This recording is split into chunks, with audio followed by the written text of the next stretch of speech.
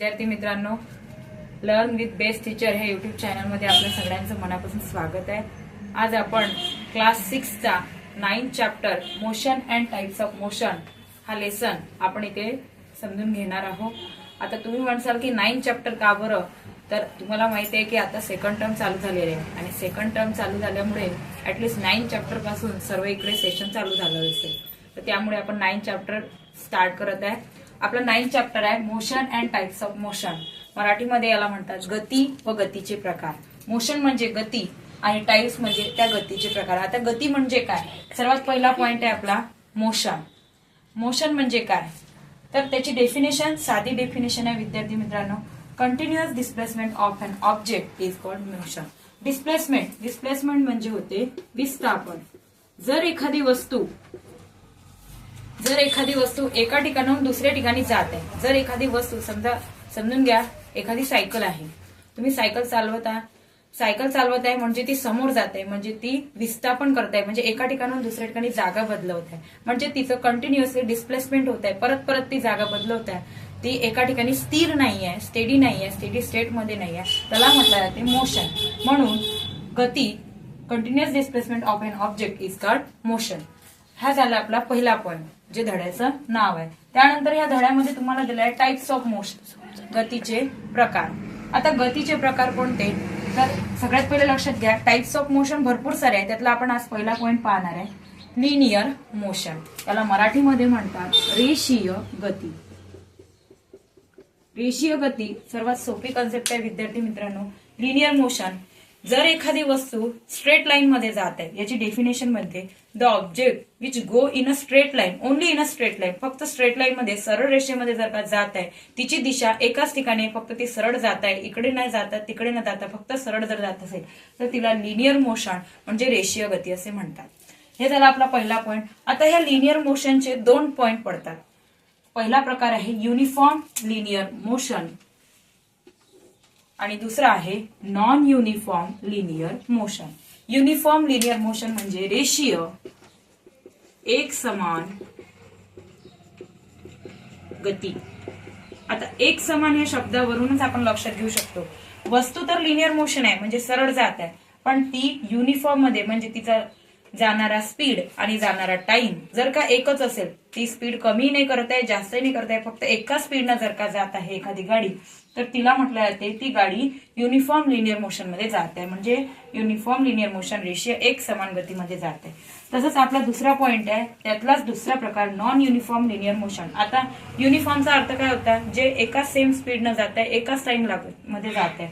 Non uniform म्हणजे जर एखादी गाडी समोर जाते पण ती सतत जर तिचा टाइम बदलवत आहे, स्पीड बदलवत आहे, जसं 30च्या स्पीडनं एखादी गाडी गेली पण अचानक तिनं 40चं स्पीड केला, नंतर कमी केला, नंतर अजून जर जास्त केला, तर त्याला म्हटलं जाते नॉन युनिफॉर्म लिनियर मोशन. असे हे लिनियर मोशनचे 2 प्रकार आहेत. आता हे झालं टाइप्स ऑफ मोशन मधलं.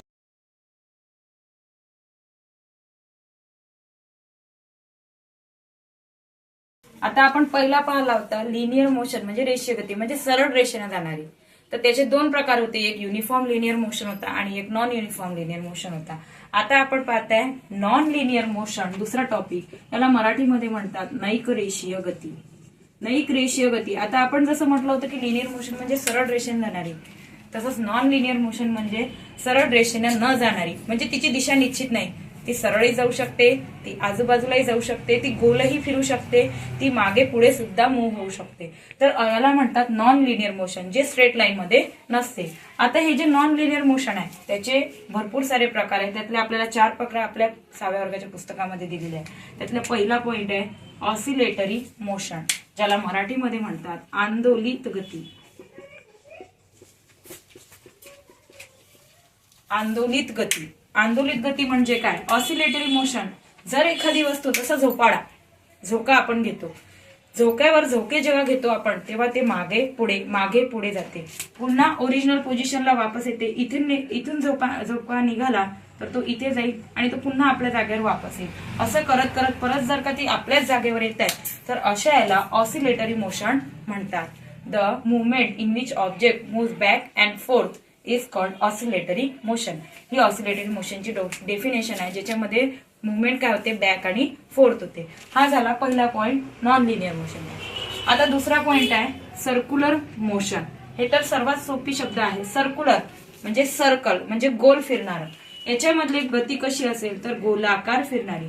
जर एखादी वस्तू गोल जात आहे, जसं आपला सिलिंग फॅन, जेव्हा आपण स्विच ऑन करतो तेव्हा सिलिंग फॅन गोल दिशेने फिरते म्हणजे वर्तुळाकार फिरते, सर्क्युलर मध्ये फिरते. तर अशा गतीला सर्क्युलर मोशन म्हणजे वर्तुळाकार गती असे म्हणतात. आता याची डेफिनेशन काय इंग्लिशमध्ये, तर movement in which of the motion in which object moves in a circular path. म्हणजे एखादी वस्तू जर का सर्क्युलर पाथ न जात आहे तर तिला सर्क्युलर मोशन वर्तुळाकार गती असे म्हणतात. लक्षात आलं विद्यार्थी मित्रांनो. त्यानंतर नॉन लिनियर मोशनचा तिसरा पॉइंट आहे पिरियॉडिक मोशन. पिरियॉडिक मोशन म्हणजे मराठीमध्ये त्याला म्हणतात नियतकालिक गती. आता ही कशी असेल, आपण पाहताय नॉन लिनियर मोशन म्हणजे ज्या सरळ नसतात, तर त्यातला पहिला पॉइंट पहिला, जर ती मागे पुढे जात आहे तर ते ऑसिलेटरी मोशन होतं. जर सर्क्युलर मोशन मध्ये सर्क्युलर पाथ मध्ये जात आहे, जर का गोलाकार जात आहे तर ते सर्क्युलर मोशन होतं. पिरियॉडिक मोशन म्हणजे काय, जर एखादी वस्तू एका ठिकाणाहून निघाली, जसं आता लक्षात घ्या एखादी सायकल निघत आहे आणि त्या सायकलचा स्पीड जेव्हा चालू झाला तेव्हापासून तर पुन्हा आपापल्या जागेवर येईपर्यंत तिला जर का सारखाच टाइम लागत आहे, सारखाच पिरियड लागत आहे, तर त्याला म्हटलं जाते पिरियॉडिक मोशन.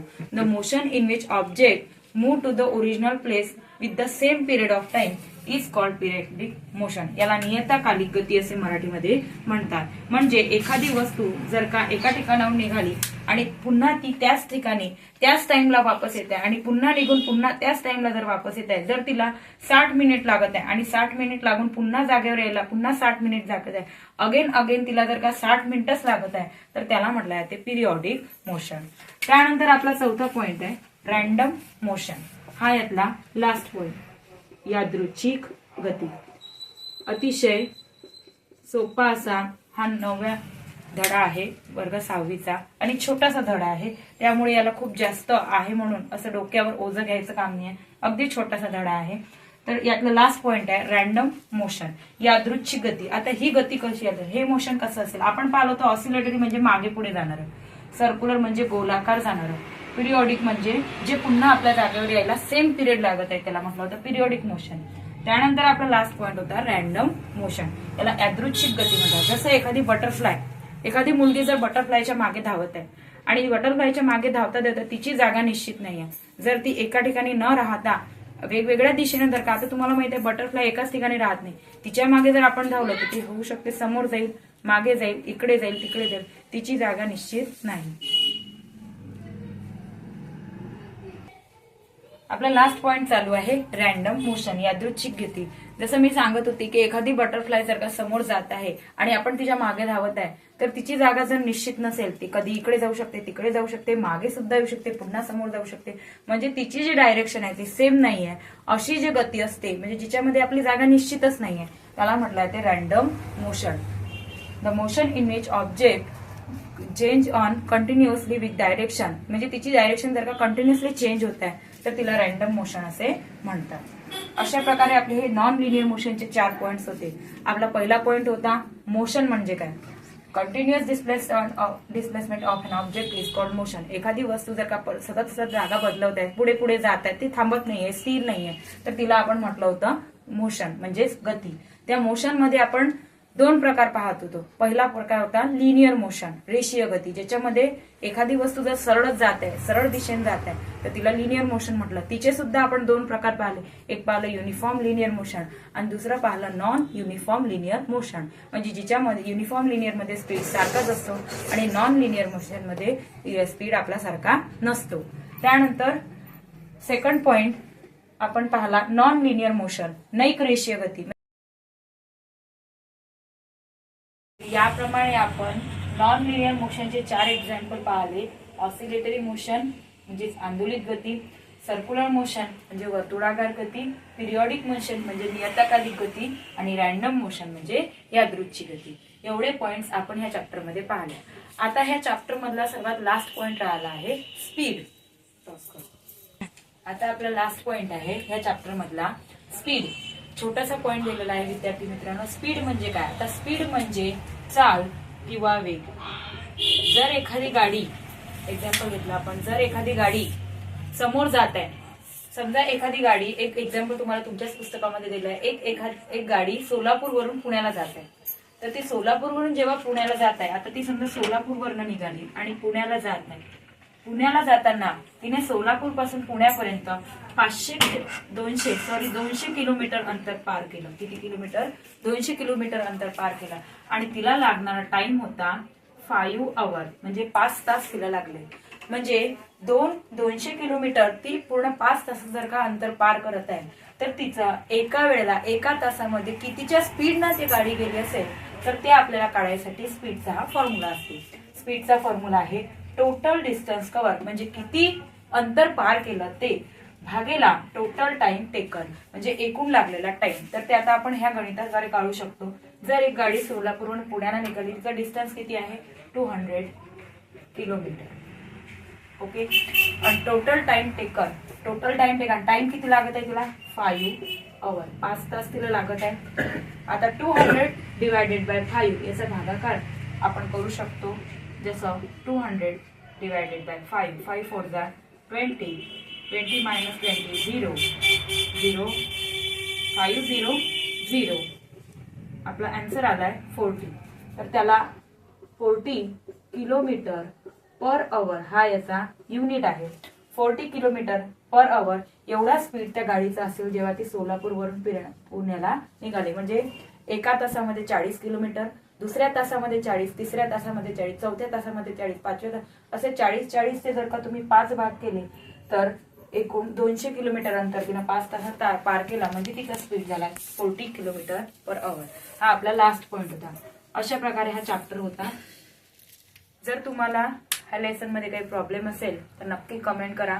व्हिडिओ आवडला असल्यास लाईक करा, शेअर करा, सबस्क्राईब करा आणि आम्हाला नेहमी असा चांगला रिस्पॉन्स देत राहा. आपण पुढल्या व्हिडिओमध्ये ह्याच चॅप्टरची एक्सरसाइज आपण घेणार आहोत.